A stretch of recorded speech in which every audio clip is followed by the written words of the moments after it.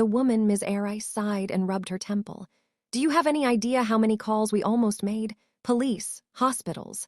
She paused, eyes searching his face. Heroes. The word hit Izuku like a dropped weight. His chest tightened, the hollow suddenly very, very present. I didn't mean to worry you, he said, forcing his voice steady. I was just walking, thinking. Not a lie, not the truth either. Ms. Arai studied him for a long moment. Izuku resisted the urge to fidget, to press a hand to his chest, to check asterisk. He felt like glass, whole, but one wrong question away from shattering. You're not usually like this, she said quietly. That almost broke him. I know, Izuku whispered. Silence stretched. Then the man sighed and jerked his chin toward the table. Sit. Food's cold, but it's still food. Izuku sat. The plate in front of him was fuller than usual. He stared at it, throat tight, fingers curling slowly against his knees. They had asterisk noticed. All this time he'd thought he was invisible, background noise, a headcount mark and nothing more. But they'd waited up. They'd worried. Ms. Arai pulled out the chair across from him and sat, leaning forward slightly. Izuku, she said, softer now, if something's wrong, you can tell us. His heart thudded once, hard. Something was asterisk wrong. Something was very, very wrong, and incredible and terrifying and dangerous and his. He imagined telling them, saying the word asterisk quirk. Imagined the phone calls, the paperwork, doctors prodding the hollow, asking questions he didn't have answers to, heroes asking different asterisk questions. Eraserhead's tired eyes flashed in his mind. Izuku lowered his gaze to the plate. I'm okay, he said. The lie tasted bitter. Ms. Arai didn't look convinced, but she nodded anyway. All right, but next time you call, no excuses. Yes, ma'am, Izuku said quickly. He ate in silence. Each bite felt heavy in his stomach, not because of the food, but because of the weight of what he wasn't saying. Iron sat in his pocket like a secret heartbeat, cool and patient. When he finished, he stood and bowed again. Thank you for dinner. Get some sleep, the man muttered. School tomorrow. Izuku nodded and retreated to his room, closing the door quietly behind him and locking it with shaking fingers. Only then did he sag against it, forehead resting on the wood. I'm sorry, he whispered to them, to himself, to the hollow. He crossed the room and sat on the bed, pulling the iron ball from his pocket and setting it gently on the desk. It gleamed faintly in the low light, unchanged, honest, simple. Iron. That was all he had, all he needed to understand. Izuku lay back and stared at the ceiling, one hand resting over the hollow, feeling its steady, quiet warmth. Tomorrow, he'd keep testing. Tomorrow, he'd be careful. Tomorrow, he'd keep pretending nothing had changed. The hollow pulsed once, slow and deep, like a held breath. And somewhere beneath layers of certainty and iron-bound logic, something waited, patient, untested, and very real. The alley smelled like rot and old rain. Izuku stood at its mouth for a long second before moving, listening. The city noise dulled here, swallowed by brick and shadow. Somewhere deeper inside, he heard it again, ragged breathing, too fast, too panicked to be anything but human. Help. That was enough. Izuku pulled the iron ball from his pocket. No hesitation this time, no testing, no notes. He pressed it to the hollow and pushed. The transformation rolled through him like a tide instead of a wave. Slow, heavy, deliberate. His skin darkened, smoothing as iron crept outward layer by layer, reinforcing bone, thickening muscle, redistributing weight. His feet sank into cracked asphalt as density settled in. Arms broadened. Shoulders locked into place. He exhaled, metal grinding softly. Stable. He stepped fully into the alley.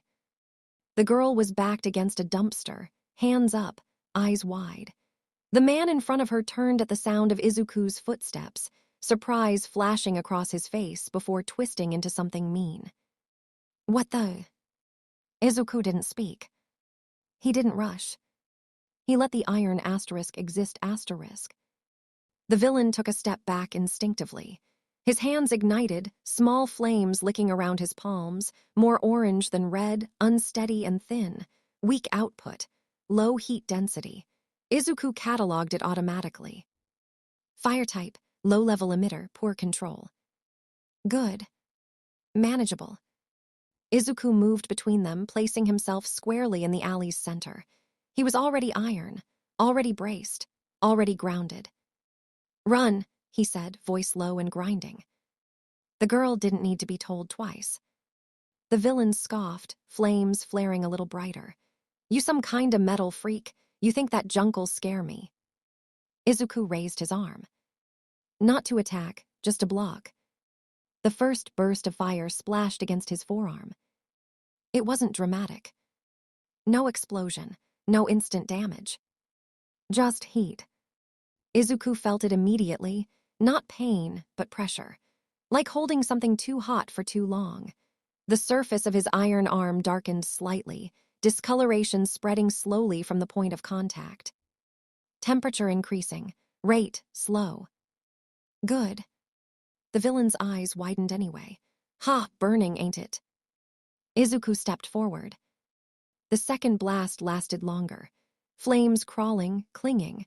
The alley filled with the smell of hot metal and scorched air. Still no panic. But Izuku noticed something important.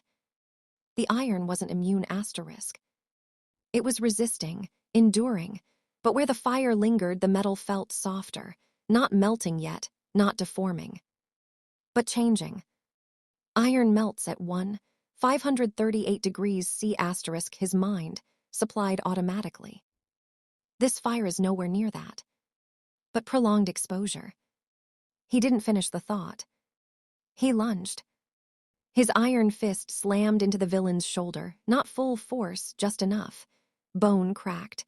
The flames sputtered. The man screamed and collapsed against the wall. Izuku stepped back immediately, chest heaving, heat still radiating from his arm. The iron there felt wrong.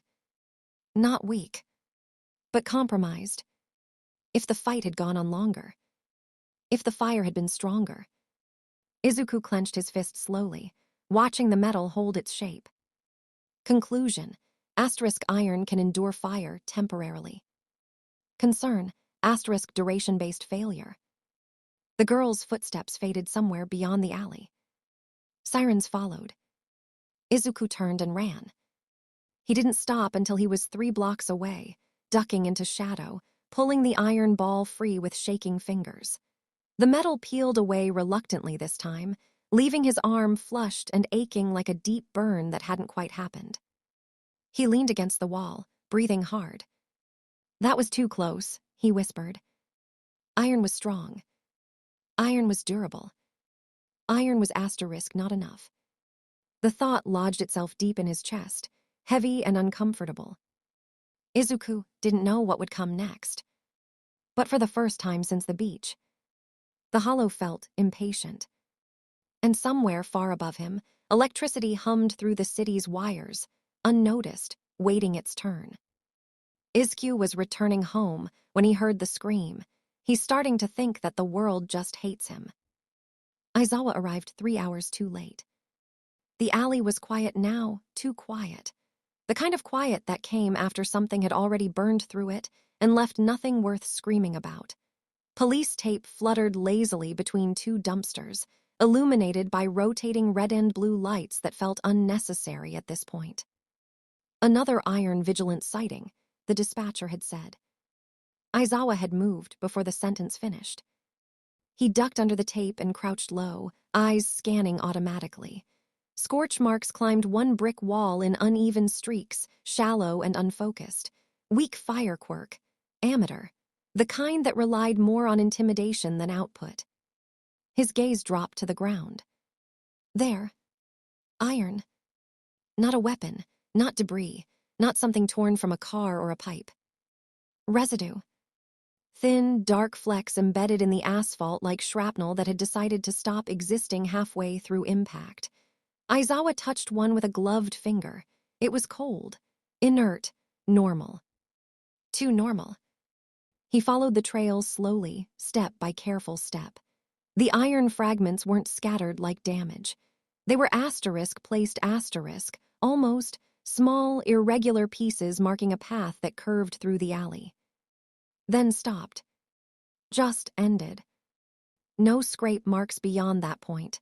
No signs of weight. No indentation where something massive had pushed off or leapt away. The iron simply ceased, like someone had erased the rest of the equation. Aizawa straightened slowly, jaw tightening. "You've got to be kidding me," he muttered. He swept the area again, harder this time.